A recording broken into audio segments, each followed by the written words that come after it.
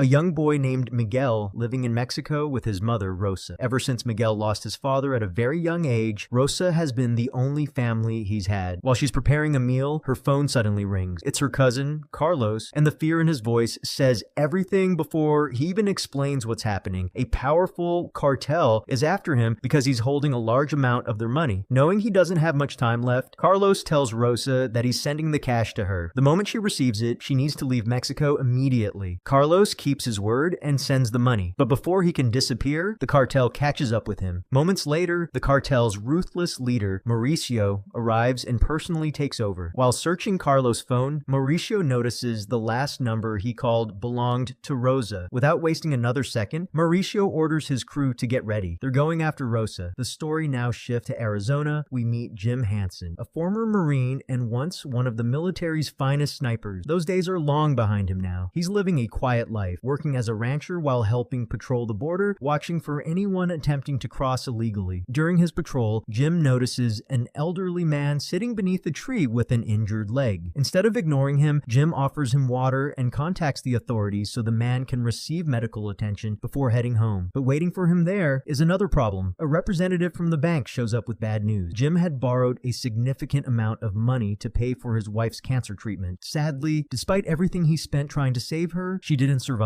Now the debt remains, and the bank warns him that unless he pays soon, they'll repossess his ranch. As if losing his wife wasn't enough, now he's about to lose the only home he has left. Desperate to raise money, Jim heads to a cattle auction, hoping to sell part of his herd. The buyer knows exactly how difficult Jim's situation is, and takes advantage of it by offering far less than the cattle are actually worth. Jim realizes he's being lowballed, but with no better option available, he accepts the offer anyway, knowing the money still won't be enough to save his property. That night, weighed down by everything happening in his life, Jim ends up at a local bar. There we meet his stepdaughter Sarah, who works as a border patrol agent. Jim opens up to her, admitting that he's probably going to lose the ranch because he can't repay the loan. He keeps drinking until he's in no condition to drive, so Sarah ends up taking him home herself. The next morning, back at the border, Rosa and Miguel quietly approach the fence. With nowhere else to turn, they cut through the wire and step into the United States, hoping they'll finally be safe. But almost immediately, Jim spots them. He tells them they've crossed the border illegally and starts reaching for his radio, preparing to call Border Patrol. Rosa desperately tries to explain that they're not criminals. They're running for their lives. She begs Jim to believe her, insisting they came here only because staying in Mexico would mean certain death. Jim isn't convinced. He's just about to report them when several vehicles suddenly appear on the Mexican side of the border. Mauricio has found them. Stepping out of his vehicle, he calmly calls over to Jim, telling him to hand Rosa and Miguel over. Right then, Jim realizes exactly what's happening. This isn't about immigration anymore. This family is being hunted. Jim quietly lowers his radio and prepares himself. Mauricio notices the change immediately. He warns Jim that he has no idea who he's standing against and tells him to walk away before things get worse. Instead, Jim reaches for his rifle. The cartel members begin drawing their own weapons, but Jim reacts first. Years of military training take over in an instant. His shots are fast, precise, and before the cartel even understands what's happening, one of Mauricio's men goes down. Jim quickly loads Rosa and Miguel into his truck and speeds away from the border. Back at the scene, the man Jim shot wasn't just another cartel member. It was Mauricio's own brother.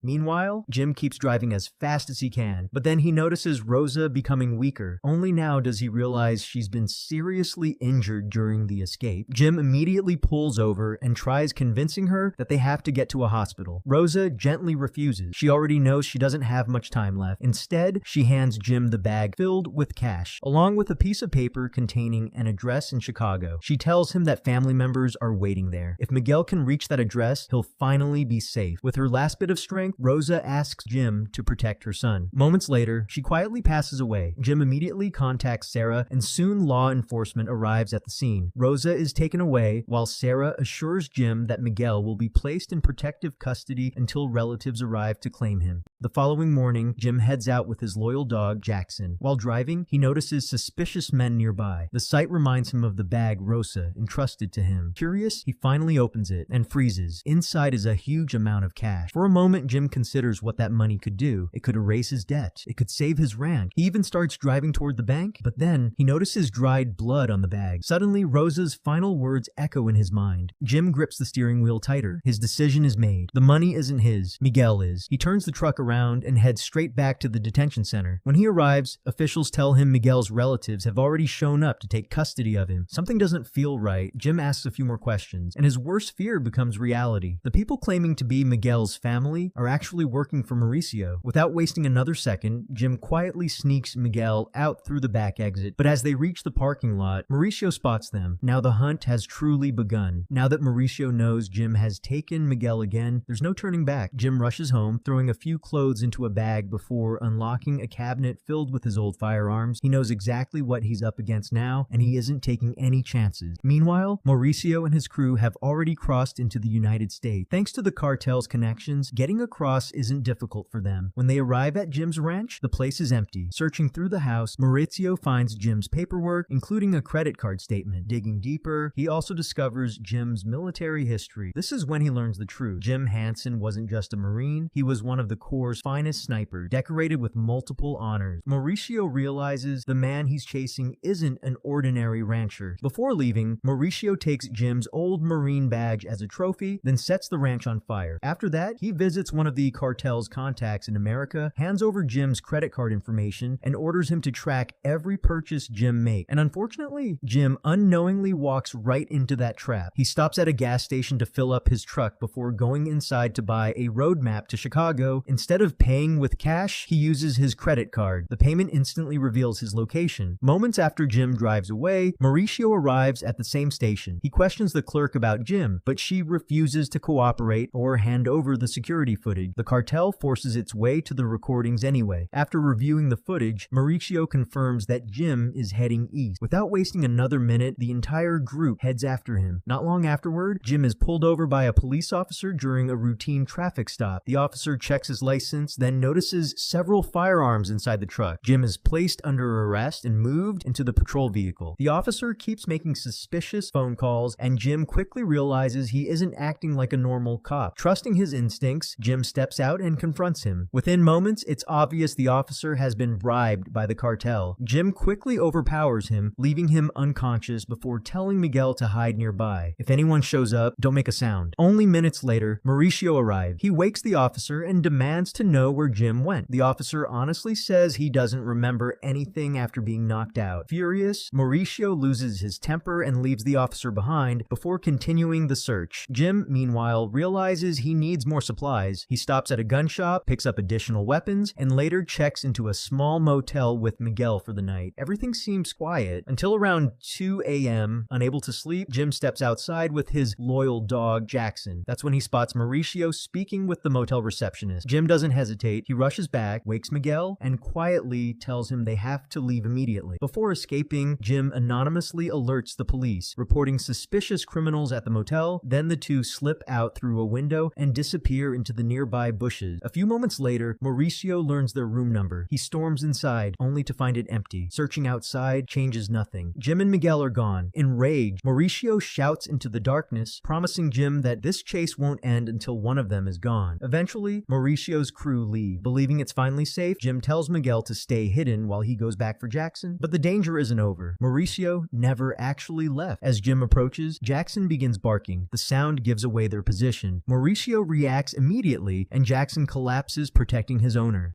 Jim reaches his best friend too late. The loss completely breaks him. Together, Jim and Miguel give Jackson a proper burial before continuing their journey. Later, Miguel asks if they can stop at a church. Jim agrees. Inside, a priest offers a prayer for them before asking Jim if Miguel is his grandson. Jim quietly explains the truth. He tells the priest everything that's happened and admits he's simply trying to keep a promise. The priest smiles and tells him that carrying such a responsibility isn't easy. After leaving the church, Jim calls Sarah and tells her everything. everything. Sarah begs him to bring Miguel back so authorities can protect him, but Jim refuses. He reminds her that if he hadn't stepped in at the border, Miguel would have already been found by the cartel. He isn't willing to risk that again. He's taking the boy to Chicago himself. At the same time, Mauricio studies the map once more. As soon as he realizes Chicago is the destination, he contacts cartel members already living there. He gives them Jim's vehicle information, their descriptions, and orders them to watch every road leading into the city. The trap is already waiting. Along the journey, Jim grows exhausted. He and Miguel stop to rest beside a small fire on a freezing night. Jim looks at the bag of cartel money one last time. That money has caused nothing but suffering. Without a second thought, he throws every dollar into the flame. By sunrise, they continue toward Chicago. But the moment they enter the city, cartel spotters recognize Jim's truck. Jim notices them too. He immediately changes direction and speeds toward the countryside. Within minutes, Mauricio joins the pursuit. He tries forcing Jim's truck off the road, but Jim narrowly escapes, sending Mauricio's vehicle off course. The chase continues until Jim suddenly brings his truck to a stop. He's done running. He grabs his sniper rifle and moves into position. Now we're reminded exactly why Jim was considered one of the Marines' greatest marksmen. Perfectly placed round flips one of the pursuing vehicles, bringing the convoy to a halt. Jim grabs Miguel, and the two take shelter inside a nearby farmhouse. But the fight isn't over. Mauricio survives, along with two remaining men. As they approach the house, Jim prepares another ambush. He quietly eliminates one attacker, then hands Miguel a firearm. Jim gives him one simple instruction. When I move, fire in the opposite direction. Miguel nods. As Jim steps outside, Miguel follows the plan perfectly. The distraction works.